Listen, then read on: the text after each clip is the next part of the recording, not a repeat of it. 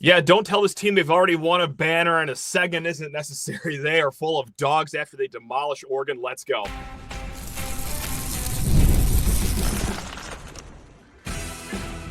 You are Locked On Spartans, your daily podcast on the Michigan State Spartans, part of the Locked On Podcast Network, your team every day. Spartan friends, Spartan family, Locked On Spartans listeners, thank you all so much for tuning in to Locked On Spartans, your team in green and white 5 days a week, or 6 days or 7 days, however many days this Michigan State basketball team wants us to talk about them, because as long as they keep winning and staying alive in tournaments, we will keep talking about them no matter what day it is. Folks, we are joined by friend of the program, Graham Nelson, and we've had him on the show a few times. It's been quite some time, but in the past, they've been some sad episodes because the last few years, it hasn't been like this. Needless to say, Graham, but here we are, Michigan State, 8 straight wins, and yet again, they do it in vintage Michigan State fashion. You want some defense? Well, they're going to give it to you right there. You want some rebounding? Okay, yet another game where Michigan State out-rebounds the other team. That was the storyline in the first half. 13 second chance points thanks to the offensive rebounding. Jase Richardson, he is a star, a lightning rod, a phenom, whatever you want to call him. We all know the story there. Where do you want to start, Graham? Dealer's choice. I'm going to be a nice host here and accommodate my guest. Or do you want to go outside of those three things just brought up and bring up something that really stuck out to you a little more in this game? That was like a bunch of questions in one. Where do I want to start? I'm good for that. I'm good for confusing my guest right off the bat. Yeah, you like that? Let's start how much we all love UCLA money line in this next game. That's wow, aggressive. Financial planning to start the show. Okay. Yes. No, man, I thought, I mean, we can just talk about the game as a general rule. Like, to be kind of frank, watching this team all season, pretty ho-hum, pretty just like follow the script. I know. You know? Which is great, which is cool because they're really good and they keep winning. But it's also like I was watching the game, like, yep, this is going to happen. Here's what's going to happen next. So we're pretty soon. We're going to have a Coen Carr is going to dunk on someone with about 4 minutes left. You know, I put on Twitter a couple weeks ago that like I compare like around the 5 to 3 minute mark, Coen Carr is going to have some ridiculous play. It's like equates to what Jeremy Langford used to do when he's like the human victory cigar. They'd be up by 6, and then he'd have a 40-yard touchdown run, and the game was over. Like that's kind of the way that I view it. Long tangent to say, like, really good win. I don't know if it was a fun game, but it was a good game for Michigan State. Great game to be a Michigan State fan. So that's my initial thoughts. I had a lot of fun watching this game because that truly felt like a March Madness game. The fact that this was a quarterfinal game with the 1 seed in the Big Ten tournament against a team as good as that Oregon team is, Lordy, I think they won 8 or 9 straight coming into this game. And it wasn't just that. It was how they've won those games. We talked about it yesterday previewing this game, that if you just took their last 8 games and that win streak they've had since coming to Breslin Center, their adjusted defensive efficiency would have been good for 12th best in the nation. Like, there are no slouches on the defensive side of the ball. And one thing that we were going to look at, and we're not going to start with Jeremy Fears. That's one thing we brought up. Jaden Akins and how he shoots. But the third thing we brought up is how is this team going to look against a zone? And I was wondering how much zone we were going to see against Oregon. They didn't just give us a zone. They also gave us a little bit of a press.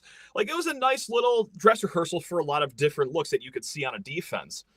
And I thought Michigan State, I don't want to go extreme and say, like, ace the test, but they certainly passed in flying colors. And all thanks to Jace Richardson, what he could do. And we're not just talking about, hey, he's really good at shooting the three-point ball. Hey, he's really good at finishing at the rim.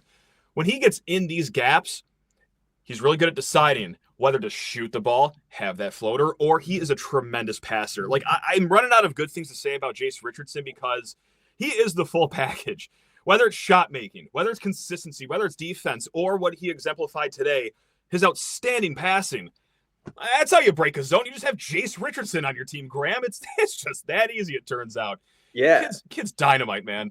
He is, and he's gotten so good. And I'll say today, and this is going to sound like a bad thing, but it's not a bad thing.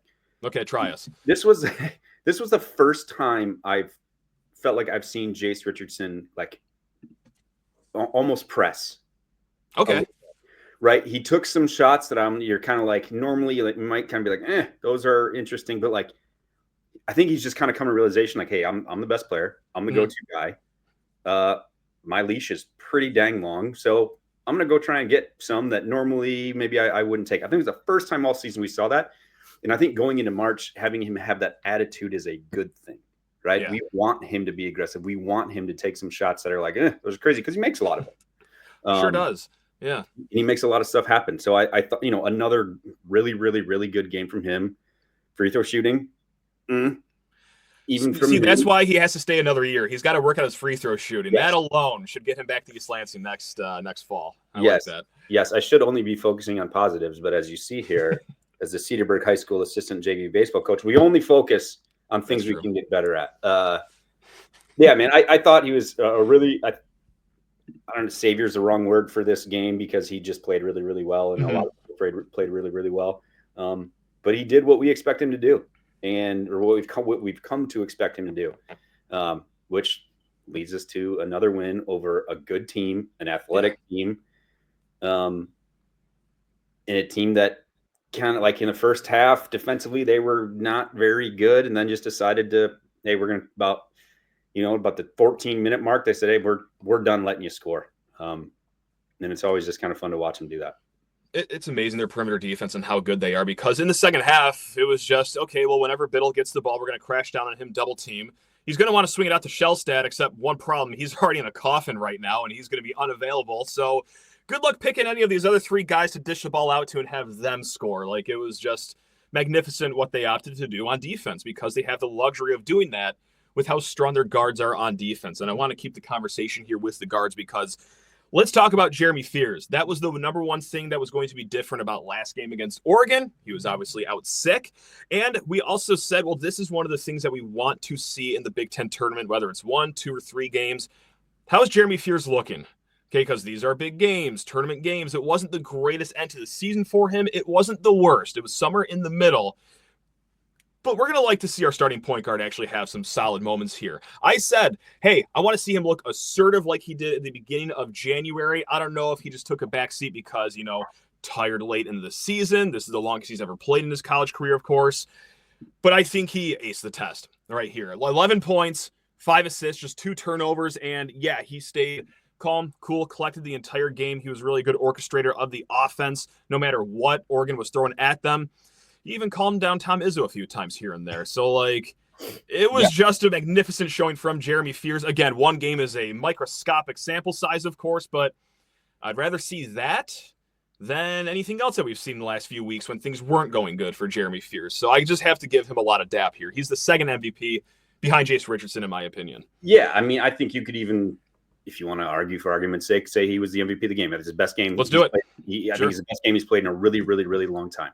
Yeah. We all know he needs to work on his finishing, and that's going to come with, an off season and practice and all that sort of thing. But his ability to push the ball, his ability to defend on ball, it's at an elite level. He's really, really, really good at it. And the way that it is now, he's learned how important it is against that zone to quickly get into those lanes, and then everything opens up from there.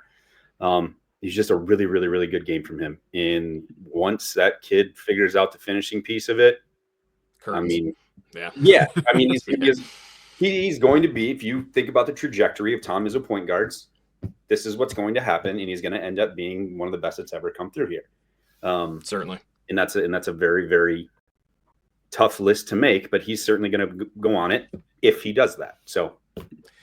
And another tough game for Jackson Shellstad against Michigan State. I mean, not to say like last game that he played against Michigan State was bad, but certainly he was taken away in that second half when Michigan State had their great comeback. And that is largely because of Jeremy Fears. Last game, it was Jaden Akins that was draped all over him. Today, it was more so Jeremy Fears. So this guard defense, man, it's something else. We're going to talk more about this game, obviously, only if you're up for it, Graham. That was my idea, but again, you're the guest, so we'll just leave it up to you. But first, I need to talk everyone's ears off about our friends over at Nissan. Now, guys, they are all about the stats, just like we are, because numbers don't lie. And when it comes to the all-new Nissan Armada PRO-4X, the numbers are on an MVP level. With the ability to tow up to 8,500 pounds, it can quite literally carry the whole team plus the gear wherever you go. It's powered by a twin-turbo V6 engine, delivering the strength and performance to handle highways, back roads, and everything in between. And with room for up to 8 people, the Armada PRO-4X is built for big crews, big adventures, and even bigger memories. Whether you're exploring off-road trails or rolling up to the arena, The Armada Pro-4X brings power, versatility, and style wherever you go. Take your adventures to new heights in the all-new Nissan Armada Pro-4X. Learn more at nissanusa.com. Also, guys, let's talk money here for a little bit, specifically Monarch Money. Ever check your bank account and wonder, well, where did all my money go? Between dining out, online shopping, and entertainment, it's easy to lose track. That's where Monarch Money comes in, your personal CFO, giving you full visibility and control over your finances. Now, Monarch Money isn't just a budgeting app, it's a complete financial command center. You can track all your accounts, investments, and spending in one place, so you stop just managing your money and start building wealth. And guys, it's easy to collaborate. Managing money with your partner is smoother than ever. You can track shared personal accounts, set goals, and stay on the same page without the stress. Take control of your finances with Monarch Money. Use code LOCKEDONCollege at monarchmoney.com for 50% off your first year. That's monarchmoney.com. LOCKEDONCollege is the promo code for half off your first year. Now let's drag him back out here. It's the one, the only Graham Nelson, and one guy we got to talk about, who's a very exciting player. Nothing is more exciting than this kid loading up for a dunk at the three-point line or the free throw line or just wherever he decides that I'm going to try to end someone's life here. And Coen Carr, but we're not going to talk about the dunks. We're not going to try to, or talk about him trying to put posters on people. Let's talk about his rebounding, because he tied a season high with 8 rebounds in this game. And that is one of the bonuses of just being an athletic freak. It doesn't matter how tall you are. It doesn't matter that the other team is someone that's 6'11". You're going to jump a foot higher in the air than they are, and you're going to make things really messy on the boards. This team is a fantastic rebounding team. Coen Carr, one of the reasons for that, especially today, I love him like a family member. That's not really a question, Graham, but I love him actually more than a few family members. I'm not going to name who. And I do love all my family, but wow, some of you guys don't have a 40-inch vertical. Let's be honest. So yes, it's the best. Yeah, there's family members there's plenty of family members who do not have a direct line to my happiness and joy the way that Coen Carr does. That's what I'm trying to say. Yeah. Correct. No disrespect, but that's the fact of the matter. Yeah. Yeah. When they said on TV, on the broadcast that, like, hey, it's his career high, I was almost like, what? Yeah, I know, right? Right. This is it. But I think it shows he's come a long way from being a jumper to turning himself into a rebounder. It is a different thing. I know it sounds crazy, but like being someone who can jump and being someone who can rebound is a little bit different thing, right? You look at the best rebounder on the team is Jackson Kohler. Right. I didn't know he could dunk until last week or the previous game. Correct. Right. Yes. So, but the energy that guy brings 100% of the time. So I'll tell you, my son, he's 5 years old. Okay. And he's starting to really have like an affinity for sports, and he loves he's starting to like get favorite players, right? Good. Just very new. And every time Michigan State's on, he'll like come into the room, wherever, and he'll say, "Hey, did Coen Carr do his dunk yet?" As if it's awesome. As if it's a given, like as if it's a specific time, a specific play in the game that he does that, right? And I'm like, no, not yet. And then like the next morning, he'll come in if he goes to bed while game's on. I was like, hey, do you have a video of the Coen Carr dunk? Like and I'm like, that's the best. And it's just hilarious, man. But the thing is like, it sounds cheesy or whatever, but like as a dad, to have your kid like that player is pretty cool, because he plays so hard all the time. So I just love watching him play. And now that I'm older, like Coen Carr's a kid to me. He brings me a lot of joy in the effort that he gives and everything like that. There is something about that, because, we're just old weathered men, we have children, families, but like, for if not a fleeting moment of about 4 seconds when he does his magic, you do feel like a child watching him. Man. It's crazy. You look at the TV, like when I grow up, I want to do something cool like that. Yes. And then you snap out of it and realize that, oh crap, I actually got to unload the dishwasher before my wife comes home, and like you're just a normal, boring person. But he does bring you back to like childhood every once in a while. That's how magical he is. Like the amount of times that I've this year have been like told my wife, like, you have to come watch this. Yes, I know. And she did. I mean, she likes sports, but she couldn't care less about this. It's like I'm a little kid, to your point of being like, hey, mom, come look at this. Watch what Coen Carr just did. And it's absolutely incredible. It's so fun. And also his plays, the way he plays, his rebounding, his effort, his defense, all of this stuff equates to winning. It equates he's a winning basketball player. In like, how great is it that he decided to play for the team that we happen to care about? We deserve this as fans. We have earned. You're never owed anything. Oh, what are fans? It's all the student athletes that deserve all the love, and they do. Let me be very crystal clear about that. But let's not forget about us, guys. The last few years have not been fun at all.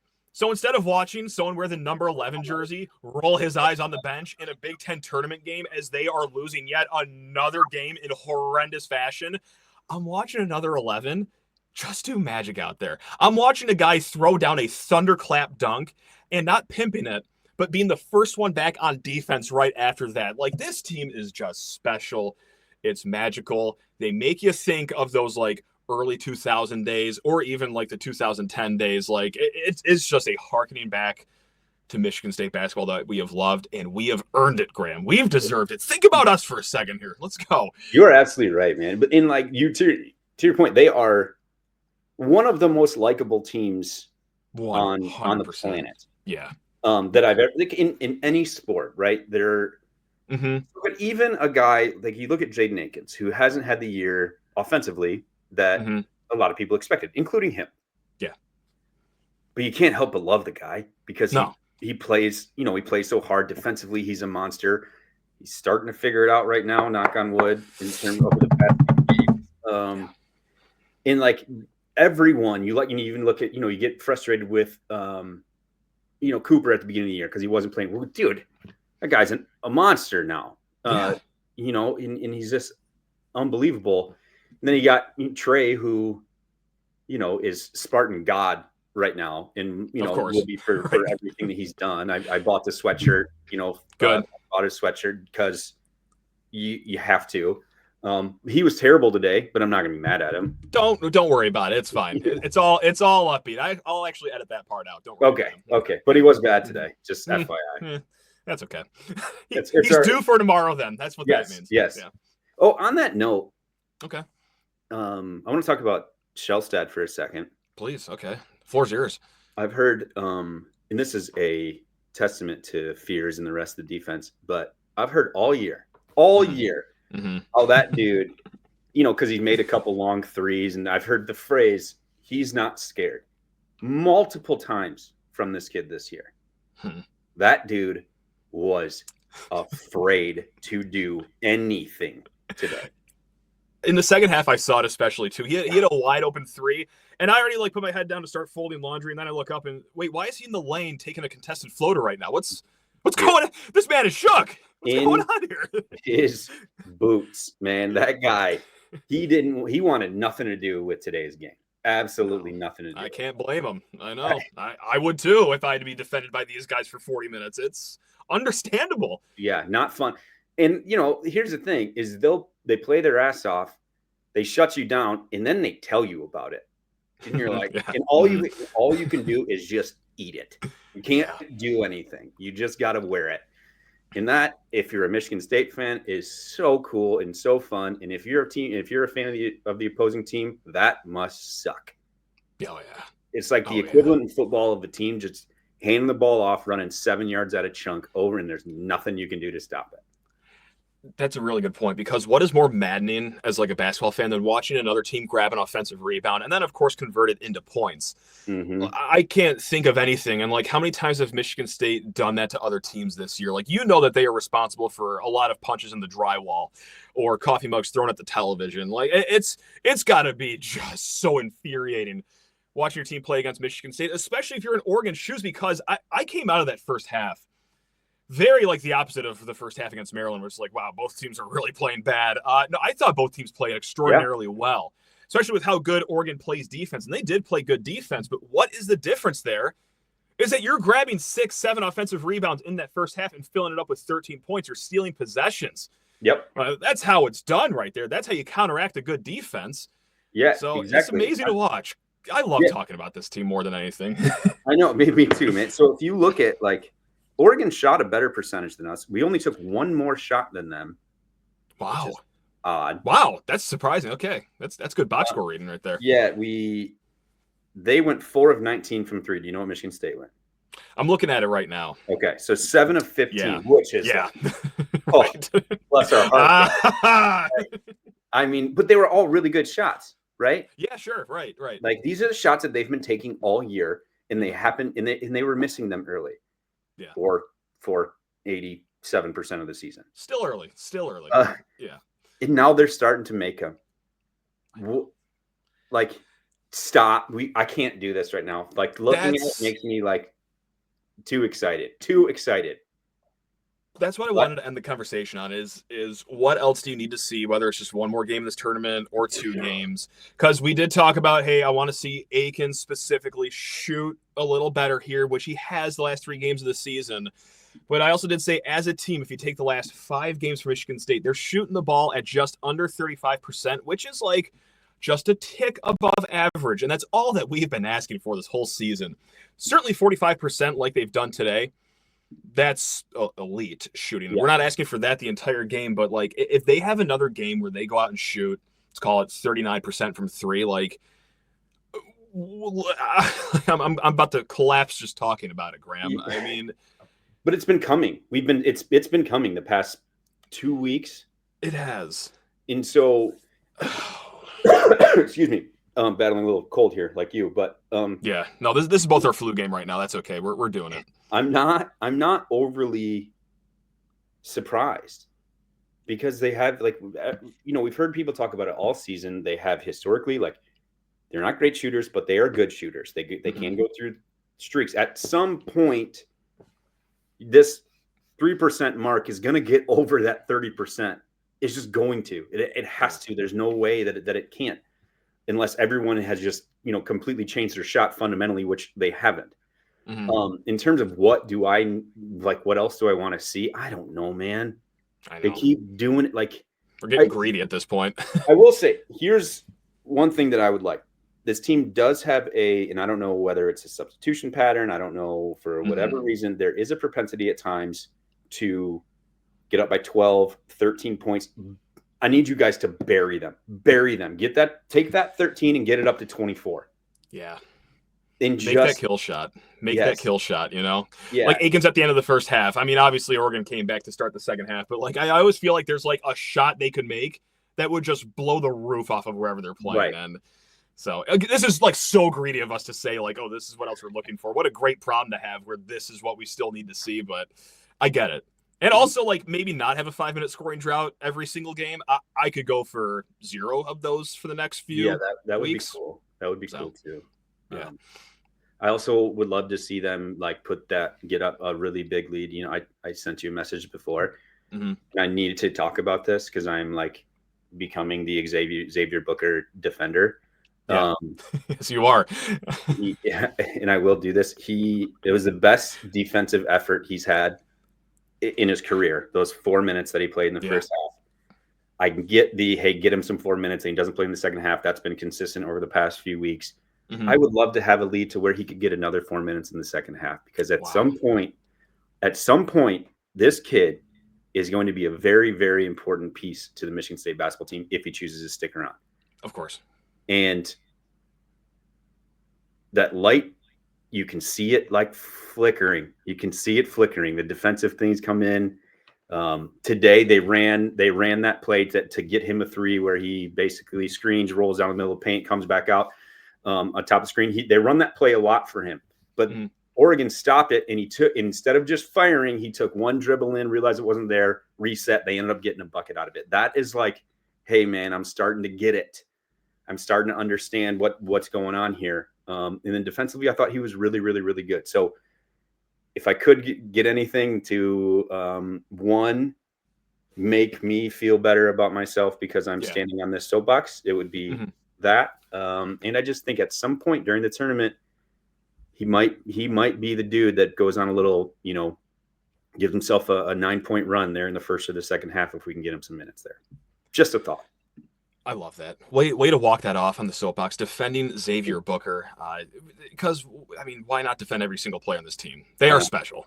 It's great. Even if they just play 4 minutes in the first half, they shoot a 3 and get 1 block, and that's it for them. Like, that's still worth defending here. I like that. Yes. I'll fight for anyone on this. Get Nick Sanders some minutes. Gosh damn it.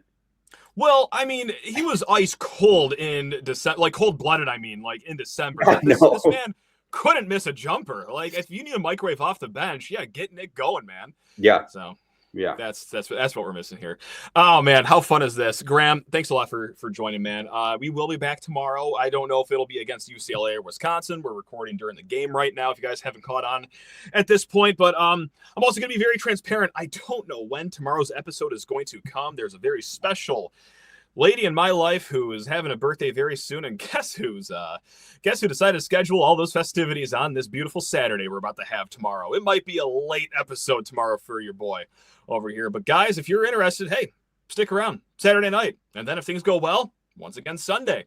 And I shouldn't say that, we're doing Sunday regardless. The selection Sunday. What am I talking about? All right, I'm gonna land this plane after all that turbulence. Love you all. Go green. Love you, Graham. See you guys.